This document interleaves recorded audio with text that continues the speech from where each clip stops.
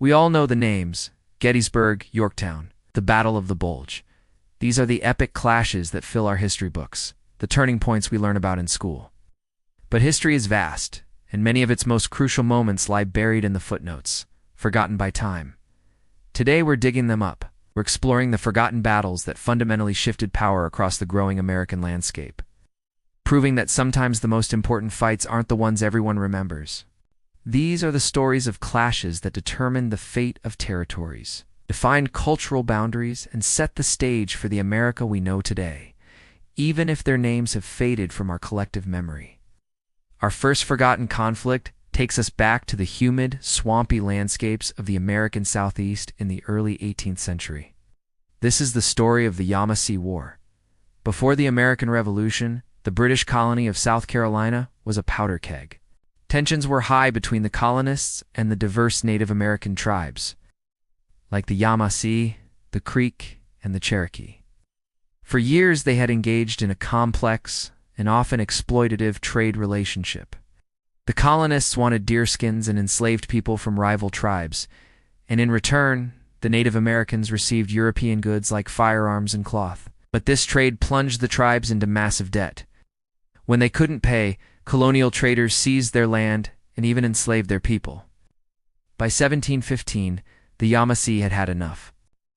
On Good Friday of that year, the simmering resentment exploded into open warfare. Yamasee warriors, allied with several other tribes, launched a coordinated surprise attack on British settlements and trading posts across South Carolina. The initial onslaught was devastating. Hundreds of colonists were killed, plantations were burned, and survivors fled in panic toward the fortified walls of Charlestown, modern-day Charleston. The colony was on the brink of complete collapse. For a moment, it seemed like Native American power would reclaim the Southeast. But the British had a crucial, if reluctant, ally, the Cherokee. The colonists, desperate, promised the Cherokee better trade terms and recognition as the primary regional power if they sided with them. The Cherokee agreed, and their decision was the turning point.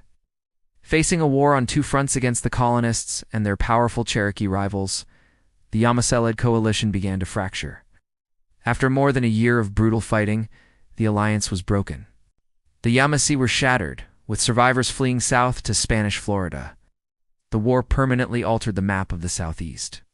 It solidified British control, but it also taught them a harsh lesson. They realized they couldn't afford another such conflict, leading to more regulated trade and diplomacy. It also tragically accelerated the decline of Native American coastal populations and set the stage for the Indian removal policies of the next century. This wasn't just a battle, it was the violent birth of a new power dynamic in the South. Now let's journey west to the vast, windswept plains of Texas in 1840. To a battle you've likely never heard of, the Battle of Plum Creek. At the time, the newly formed Republic of Texas was in a constant state of war with the Comanche, the undisputed lords of the southern plains. The Comanche were a formidable equestrian empire, known for their masterful horsemanship and fierce raids. In early 1840, a delegation of Comanche chiefs went to San Antonio to negotiate a peace treaty, but the meeting turned into a massacre. The Texans demanded the return of all white captives. When the Comanche produced only one, a fight broke out inside the council house. Dozens of Comanche chiefs, warriors, and even women and children were killed in what became known as the Council House Fight. In response, the Comanche nation united in a thirst for vengeance. That summer, the great war chief Buffalo Hump led a massive raiding party, perhaps 1,000 strong, on the most audacious raid in Texas history. They swept down from the plains, sacking and burning the coastal towns of Victoria and Linville, loading hundreds of horses with plunder, but the Texans were ready.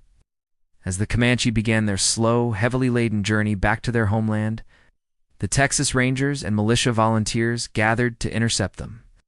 They finally clashed near a stream called Plum Creek. What happened next was not a traditional battle of lines and volleys. It was a chaotic running fight on horseback that stretched for miles.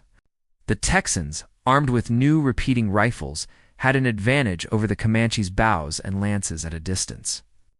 The battle broke the momentum of the Great Raid.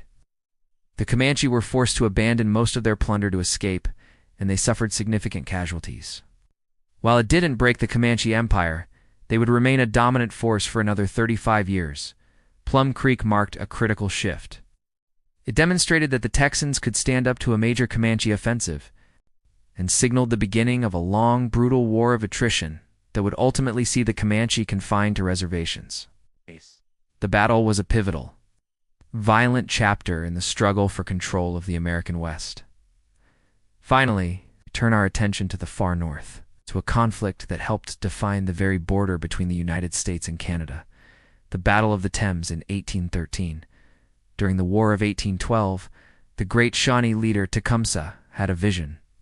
He sought to unite the Native American tribes of the Great Lakes region into an independent confederacy, a native state that would act as a buffer between the aggressive expansion of the United States and British Canada.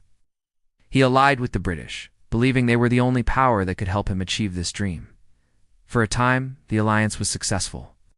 Tecumseh and his warriors were instrumental in several key British victories, including the capture of Detroit. But in the fall of 1813, the tide turned. An American naval victory on Lake Erie cut off British supply lines, forcing the British commander Henry Proctor to order a hasty retreat from Detroit deep into Canada. Tecumseh was furious, felt betrayed, famously telling Proctor, "You are like a fat dog that drops its tail and runs." But he and his warriors had no choice but to retreat with the British. The American army, led by future President William Henry Harrison, pursued them relentlessly. They finally caught up to the demoralized British and their native allies near the Thames River in present-day Ontario. The battle was a disaster for the British. Their lines broke and fled almost immediately, but Tecumseh and his warriors stood their ground. They fought with desperate courage in the swampy woods, but they were overwhelmed. In the chaos of the fighting, Tecumseh was killed. His death was a devastating blow, not just militarily, but spiritually. With him died the dream of a unified, independent Native American nation in the Old Northwest. The Battle of the Thames shattered his confederacy. Without his leadership, the alliance fell apart, and tribes were forced to sue for peace with the Americans. The battle secured the American frontier, ended the major threat of Native resistance in the region, and ensured that the future states of Ohio, Indiana, and Michigan would remain firmly in American hands. A forgotten battle, but one that drew a permanent line on the map of North America. From the swamps of South Carolina to the plains of Texas and the forests of Ontario, these forgotten battles were more than just footnotes in history. They were crucibles where the future of a continent was forged.